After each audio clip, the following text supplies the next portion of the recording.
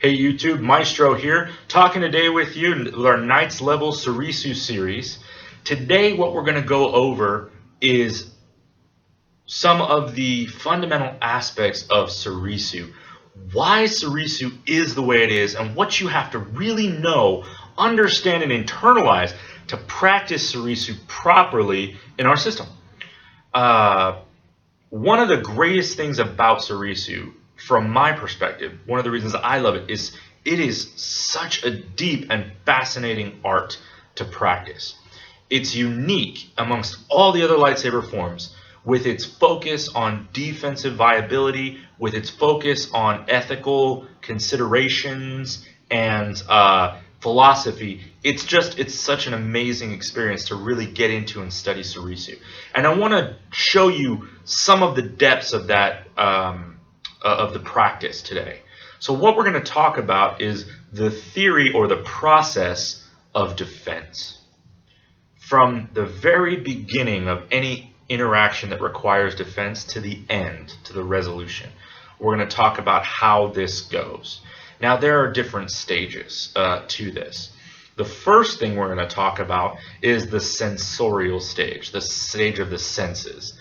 And what that is perception.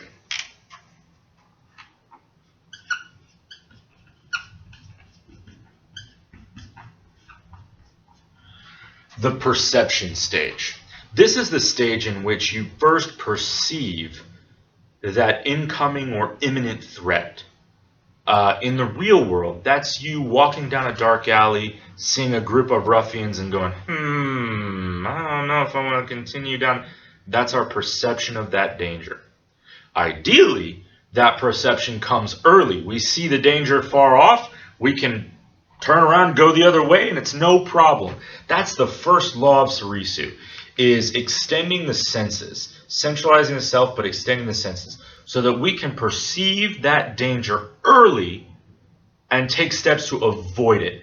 We always want to avoid first, because if we avoid, there's absolutely no contention, there's no problem.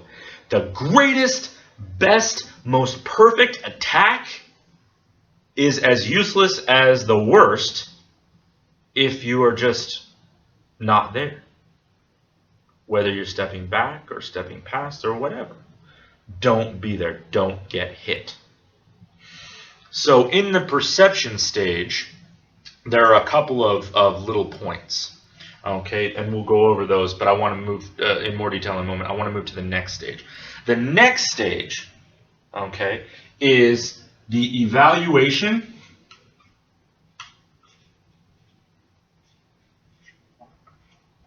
decision. So I've perceived that danger coming in. I see it. It's coming at me.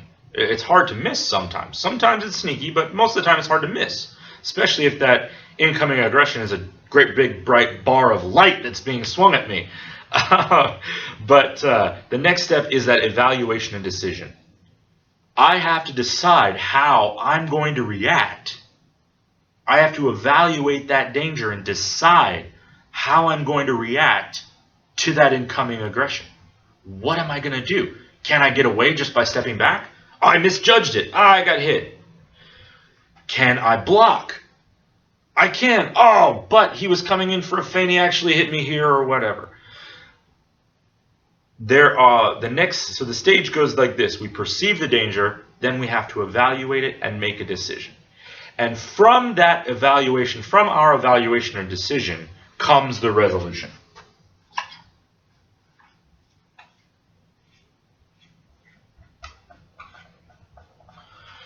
And the resolution is just, how does it turn out? What happens? What's the result of that? Okay? Okay, so now we understand the process of defense, the main points of it, the main parts of it, that we have for perception of danger, we have the evaluation and decision stage, and then we have to deal with the resolution. But what does that look like? What ideally should be going on during those processes? What are things that interfere with those processes being performed correctly and cause us to get hit? theoretically, if everything is optimal in our perception, evaluation, decision, everything will be optimal in the resolution, meaning that we will be successful in defending ourselves. When it looks like when it's optimal, our perception will be, we will have a general awareness of our surroundings, which translates into an immediate understanding of what's going on around us, meaning that we'll be aware. Our perception will be aware of everything in a broad sense and also aware of everything in a specific sense. This type of perception is difficult to cultivate, but is entirely possible.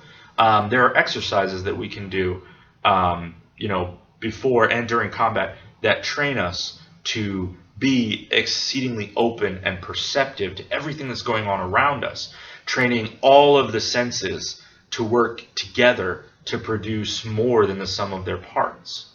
In the next stage, in the evaluation and decision stage, we want our mind to be calm and precise. In optimal situation, our evaluation and decision will be calm and precise. I will see the danger coming in, not be perturbed by it overly, so that I can make a calm, rational decision about how best to deal with that incoming aggression.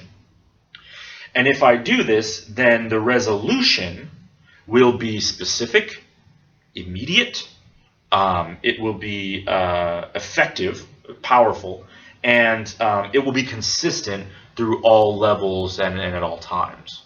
And that's what we're going for. The first two stages are designed. We want to optimize those first two stages so that we get the perfect end result, the best resolution possible out of any situation. Now, is that realistic? It depends on your level of training. Most of us have experienced something like this in our lives, where everything just sort of came together in a moment. Whether it's you're out playing with your friends and someone throws a ball at your head, and for whatever reason you're just very clear in that moment, and you turn and you catch the ball. No problem, it doesn't perturb you at all. It's no big deal, and you kind of go, but you know something important has happened. Something was acting through you. What that something is all of your senses coming together, working together in harmony to create something that's greater than the sum of their parts. And then your evaluation decision stage to catch the ball isn't perturbed or interfered with in any way. You're flowing clear to that positive resolution that you've gotten to. Now, on the flip side, what are some problems that we can run into? Well, the first one, the most common one, is the perception. We don't always see that danger coming, whether it's being purposefully hidden from us or whether there's some problem or interference in our mind. A mental interference can cause us not to be aware of our surroundings, not to be aware of what's going on, not to be aware of the distance between me and my opponent, and that can cause me to have problems going into the next couple of stages. At the evaluation decision level, one of the biggest problems is that I will be perturbed or confused about what to do. So even if my perception is good, and I see the attack coming in, I see that attack going right for me. If I am inexperienced, I could be perturbed by that attack. I could be scared. I could react badly. I don't want to get hit. And I freeze up and I tense up and I end up getting hit, even though that's what I was trying to avoid.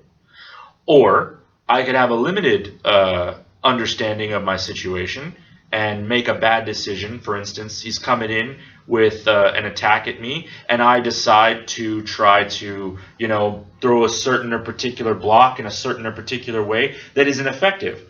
And the block fails and I get hit. That would be an example of something going wrong on that evaluation decision level.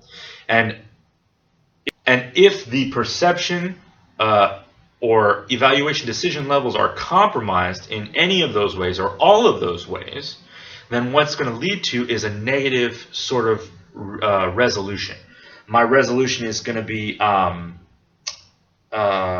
inadequate, whether it's too strong, I overreact, or it's too weak. It's going to be inadequate for the situation. It's going to be erratic. I'm not going to know what I'm doing, and that's going to lead to problems, with my next couple of steps that I need to take or want to take.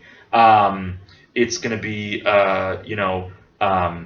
non-specific. It's going to be too general. It's not going to be fitting for what should be going on at that moment. It's going to be inappropriate, basically.